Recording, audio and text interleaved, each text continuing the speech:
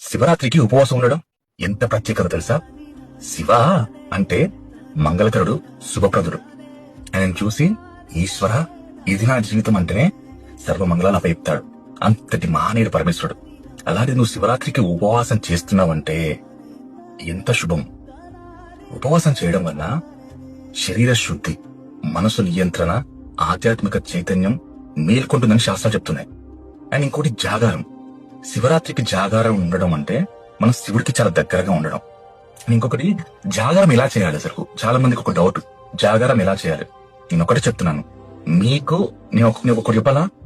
మీకు ఎప్పుడు కానీ చాలా మంది టెంపుల్ కి వెళ్లి వస్తారు, కానీ శివరాత్రికి మార్నింగ్ నుంచి మళ్ళా తెల్లవారుజామున వరకు టెంపుల్లో ఉండే అవకాశం మనకు వస్తుంది.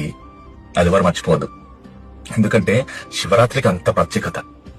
నువ్వు ఆ రోజు మొత్తం ఎక్కడ శివాలయాలు కనిపించినా, ఎక్కడ ఈశ్వరుడు కనిపించినా హ్యాపీగా నీకు తోచినంత అభిషేకం చేసుకో, స్మరణ చేసుకో, మంచిగా ఆరాధించు పరమేశ్వరుణ్ణి, మంచిగా మొక్కుకో, నీ మనసులో ఉన్న బాధ కష్టాలని చెప్పుకో పరమేశ్వరుడికి. జాగారం అనేది నువ్వు శివుడి యొక్క పాటలు గాని, శివుడి యొక్క చరిత్ర గాని, నీ మొన్నొక మాట చెప్ప, శివ పురాణం గాని అవి చదువుతూ ఉండండి, అవి వింటూ ఉండండి. అని కూడా ఆ మంత్రాలు చదువుతూ ఉండండి, శ్లోకాలు వింటూ ఉండండి. అలా ఉంటూ ఉంటూ ఉంటూ మీరు శివుడికి చాలా దగ్గరవండి. శివరాత్రికి ఉపవాసం ఉండడం ఎంత ప్రత్యేకత తెలుసా? శివ అంటే మంగళకరుడు, శుభప్రదుడు. ఆయన చూసి ఈశ్వర ఇది నా జీవితం అంటేనే సర్వమంగళాలు అపయిస్తాడు. అంతటి మహానీయుడు పరమేశ్వరుడు. అలాగే నువ్వు శివరాత్రికి ఉపవాసం చేస్తున్నావంటే ఎంత శుభం. ఉపవాసం చేయడం వల్ల శరీర శుద్ధి, మనసు నియంత్రణ, ఆధ్యాత్మిక చైతన్యం మేల్కొంటుందని శాస్త్రాలు చెప్తున్నాయి. అండ్ ఇంకోటి జాగారం. శివరాత్రికి జాగారం ఉండడం అంటే మనం శివుడికి చాలా దగ్గరగా ఉండడం. ఇంకొకటి జాగారం ఎలా చేయాలి? అసలు చాలా మందికి ఒక డౌట్, జాగారం ఎలా చేయాలి? నేను ఒకటి చెప్తున్నాను మీకు, నేను ఒకటి చెప్పాలా?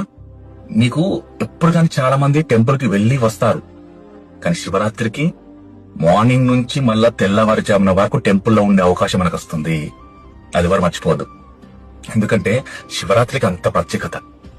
నువ్వు ఆ రోజు మొత్తం ఎక్కడ శివాలయాలు కనిపించినా, ఎక్కడ ఈశ్వరుడు కనిపించినా హ్యాపీగా నీకు తోచినంత అభిషేకం చేసుకో, స్మరణ చేసుకో, మంచిగా ఆరాధించు పరమేశ్వరుణ్ణి, మంచిగా మొక్కుకో, నీ మనసులో ఉన్న బాధ కష్టాలని చెప్పుకో పరమేశ్వరుడికి. జాగారం అనేది నువ్వు శివుడి యొక్క పాటలు గాని, శివుడి యొక్క చరిత్ర గాని, నీ మొన్నొక మాట చెప్ప, శివ పురాణం గాని అవి చదువుతూ ఉండండి, అవి వింటూ ఉండండి.